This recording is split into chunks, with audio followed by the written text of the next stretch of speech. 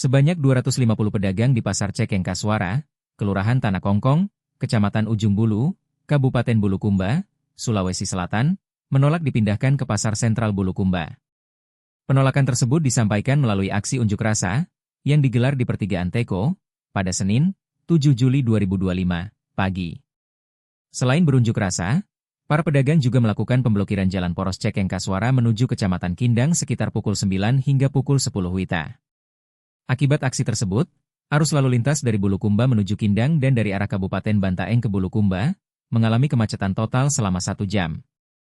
Para pedagang menolak relokasi karena khawatir pendapatan mereka menurun jika dipindahkan ke pasar sentral.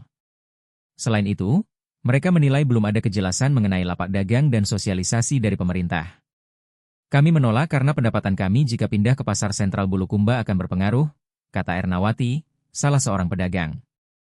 Ernawati mewakili pedagang lainnya berharap Dinas Perdagangan tidak menggusur mereka dari Pasar Cekeng Kasuara yang telah berdiri puluhan tahun. Mereka kemudian melanjutkan aksi itu dengan menyampaikan aspirasi ke kantor DPRD Bulukumba. Aspirasi pedagang diterima oleh Wakil Ketua DPRD Bulukumba, Pahidin HDK. Ia menyesalkan Dinas Perdagangan tidak berdialog dengan para pedagang dengan baik sebelum meminta pindah ke pasar sentral.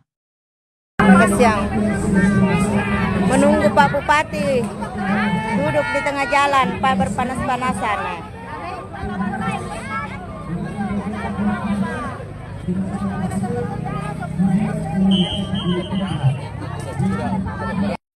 Kiat memfasilitasi secara resmi kegiatan itu akan melibatkan semua stakeholder, semua pihak, pedagang, teman-teman dari APACE, Aliansi Pedagang Cekeng, di pemerintah. Kita akan bicarakan di tempat yang resmi dan rapatnya resmi. Nanti kita akan semuanya bicara di tempat itu. Karena itu kepada orang tuaku semua, bapak-bapak, ibu sekalian dan teman-teman seperjuangan, percaya sama saya. Yang saya yakini diri saya punya tanggung jawab, sudah lama di DPR makan uang rakyat, saya pastikan akan mengundang dalam rapat dengar pendapat kepada semua pihak yang terkait dengan ini, termasuk dengan Dinas Perdagangan.